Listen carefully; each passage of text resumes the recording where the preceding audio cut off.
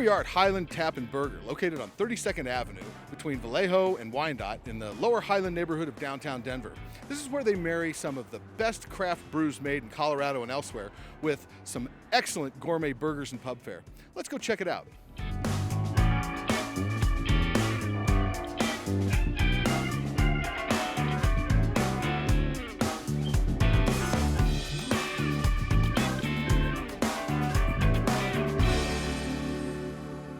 We're talking with Juan Padro. He's one of the owners here at Highland Tap and Burger. Juan, welcome to Colorado Beer Trail. Thanks a lot for joining us. Tell me a little bit about how this place got started. What was the impetus for this launch? Yeah, my wife Katie and I were living in Boston at the time, and we decided that we were going to move west. And she was an investment banker, and I was in consulting, and we were going to do a lifestyle change. And when we had an opportunity to invest in a bar restaurant, we took it.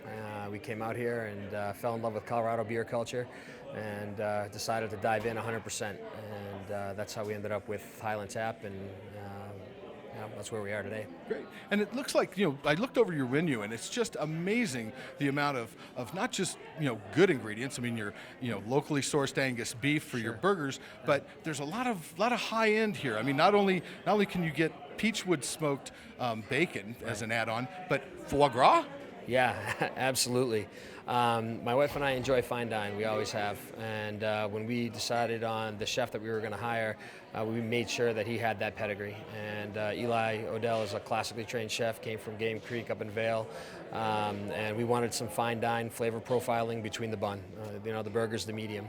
And so you have foie gras, and you have truffle aioli, and you have chimichurri, and all kinds of cool ingredients that are made in-house. That go on those burgers. So it's not just your typical burger, it's definitely elevated, and we're super proud of what he's been able to do. So. And the attention to detail and quality really is reflected as well, it seems, on your wait staff and your servers. I mean, tell me about how those folks are educated. Yeah, I mean, number one, we have really smart people. So they are all level 1 certified Cicerone. And we also have Justin Dayton, who is an actual Cicerone on staff who runs our beer program.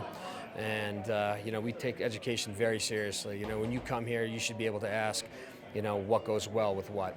Hey, you want to get the Schroomburger with foie gras? Well, what's going to be an ideal pairing for that? And our folks should be able to answer that question for you. That was our feeling. We felt like in the typical kind of bar, you'd walk in and they were slinging drinks, and they were, bag to fryer with the food and things like that. And, we didn't understand why that was the case.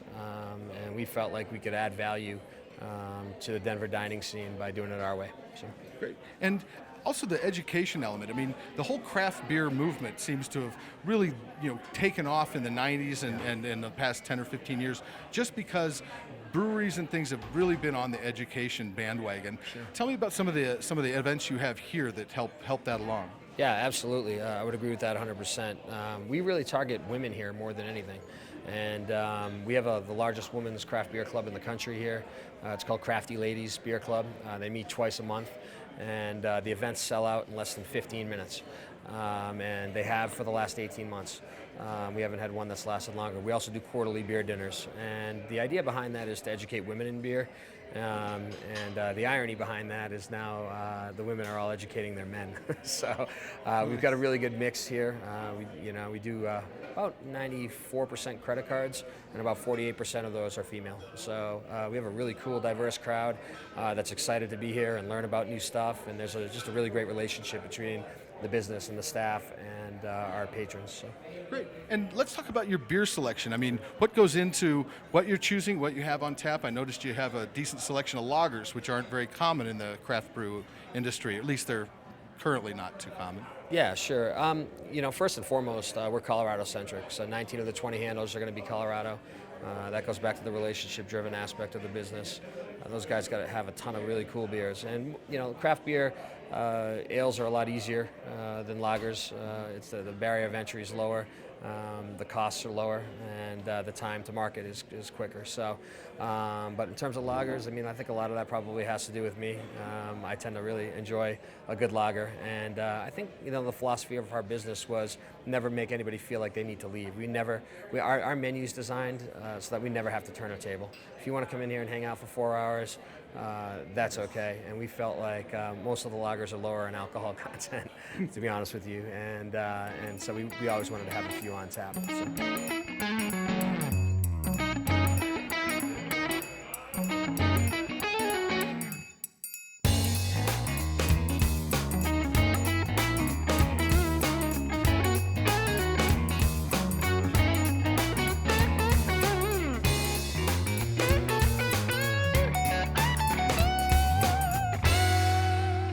We've infiltrated the Highland Tap and Burger kitchen. I see sriracha sauce, I see Cholula, and I see some amazing ingredients sitting around here. Whoa, what's this? Baked prosciutto. Baked prosciutto. Eli Odell, head chef from Highland Tap and Burger. Baked prosciutto? Where does this go? Yeah, it's actually crispy prosciutto, but we technically, we bake it in the oven, crisp it up. But that's going to be a special tonight, for example. We'll call that the Vito Corleone, right? Mozzarella cheese, arugula, balsamic vinaigrette, tomato, and crispy prosciutto. You come from a gourmet background, fine dining, usually high-end wines and things. What was it like making a transition from, high-end dining to a gourmet burgers and craft beer? Right. Well, nothing but fun. I mean, I take here at the Highland Tap, I take basically the technique that I learned with my fine dining background and apply it to burgers and fries. And then to boot, we pair some beer with it. So, that's the easy part. The food comes out.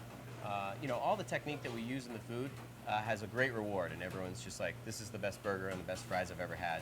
That's the easy part. The harder part for me was adjusting from, say, cooking with spirits and wine to cooking with beer. They're kind of night and day.